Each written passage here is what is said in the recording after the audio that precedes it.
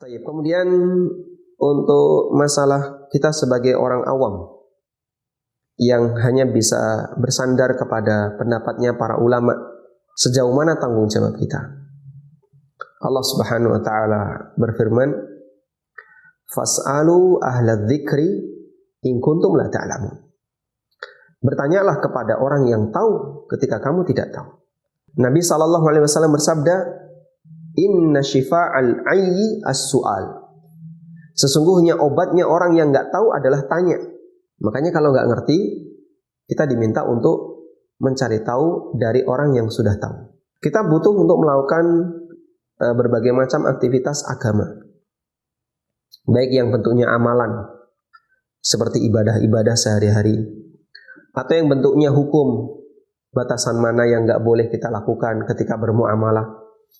Dan kita nggak ngerti, maka kewajiban kita agar tidak terjerumus ke dalam sesuatu yang dilarang, tanya kepada yang ngerti. Nah, terus kaitannya ketika kita mengikuti sebuah pendapat, ternyata yang kita ikuti keliru, apakah kita berdosa? Manusia itu tidak mengetahui semua kebenaran. Kalau dia tahu semua kebenaran, maka dia seperti Nabi yang menjadi sumber penyampaian kebenaran. Karena beliau adalah orang yang dikasih wahyu dari Allah Subhanahu wa taala. Sehingga dari 100% kebenaran, kita mungkin memiliki, ya, ada yang punya 60%, ada yang punya 50%, ada yang punya 70%. Ulama yang hebat, misalnya beliau banyak mengetahui tentang hukum, dia misalnya memiliki 90%, 90 sekian persen, sehingga tidak ada manusia yang tahu 100% kebenaran. Karena itu perjuangan kita adalah berusahalah untuk mendekat. Berusahalah untuk mendekat agar bisa tahu kebenaran itu sebisa yang kita lakukan. Dan masing-masing kita akan dimintai pertanggungjawaban oleh Allah terhadap setiap pilihan yang kita ambil. Ada khilaf. Anda pilih yang mana? Saya pilih pendapat A. Kenapa? Karena menurut saya pendapat A ini kayaknya lebih mendekati kebenaran. Walhamdulillah, silahkan dilanjutkan. Kok ternyata realnya salah, maka Anda tidak berdosa. Kenapa? La yukallifullahu nafsan illa wus'aha.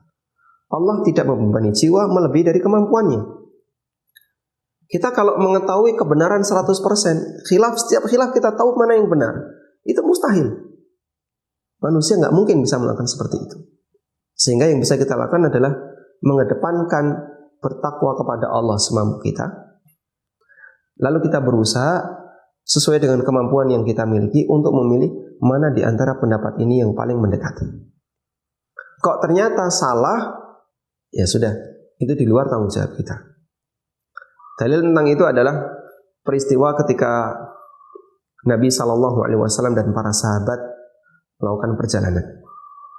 Lalu masuk malam hari, mereka diselimuti dengan kegelapan malam plus mendung.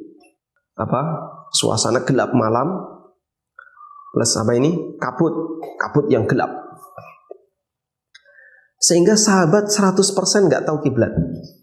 Mereka sama sekali nggak bisa mencari kiblat. Tapi mereka harus sholat.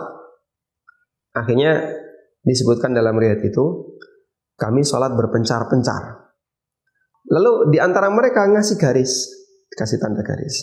Ini saya kasih garis. Ini adalah arah kiblat saya untuk sholat malam ini. Kasih garis.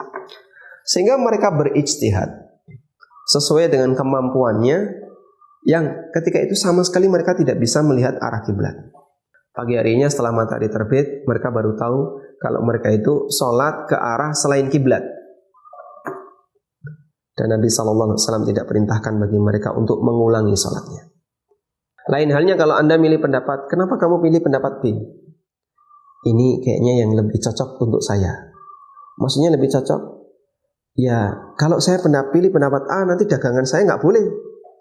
Kalau saya pilih pendapat C, nanti saya dihukum. Saya pilih pendapat B. Ini yang paling cocok bagi saya.